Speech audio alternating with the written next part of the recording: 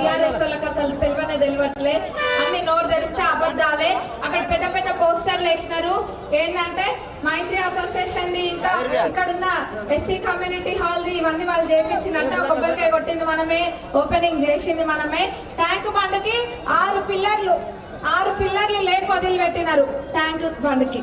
ఆ పిల్లర్లు లేపడం తప్ప 5-6 పిల్లర్లు లేపడం తప్ప అది కూడా సగమే, ఏది చేయలే. నేను వచ్చినాక 5 కోట్లు పెట్టి ఆ ట్యాంక్ బండ్ని కూడా ఒక ఆకారానికి తీసుకొచ్చినాం. ఇప్పుడు అక్కలందరికీ తెలుసు బతుకమ్మ పోతారు, పోయినసారి ఎట్లుండే అన్నది చూసిండ్రు, అంతకు ముందు ఎట్లుండే అన్నది చూసిండ్రు.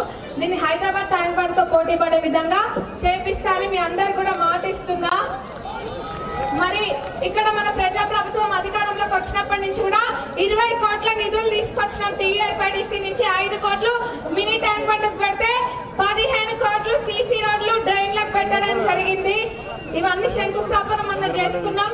అసంపూర్తిగా ఉన్న రోడ్లు ఏవైతే ఉన్నాయో దానికి 9.5 కోట్ల స్పెషల్ జీవో తీసుకొని వచ్చినాము.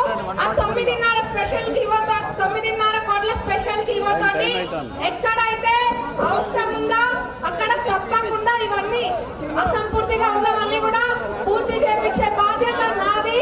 మరి వాళ్ళ అధికారంలో లేనప్పుడు ఏం చేస్తారంట, అధికారంలో ఉన్నప్పుడు ఏం చేయలేకపోయారు. రేపు అధికారంలో లేని వాళ్ళకి ఓటేస్తే వాళ్ళు ఇల్లు పెట్టిస్తారా, మనకు రోడ్డు పెట్టిస్తారా, మురికి కాలువ పెట్టిస్తారా, లేకపోతే కరెంటు స్తంభాలు పెట్టిస్తారా, మన నీళ్ళ సమస్యను తీరుస్తారా? మీరందరూ కూడా ఆలోచన చేయాలి.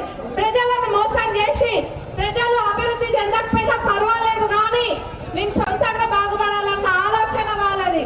మీ ఓటు మురికి కాలువలో వేసినట్టు అవుతుంది వేరే పార్టీ వాళ్ళకి వేస్తే. కాబట్టి అధికార పార్టీ తరపున నిలబడ్డ 16 మంది కౌన్సిలర్లకు ఓటేసి గెలిపియండి.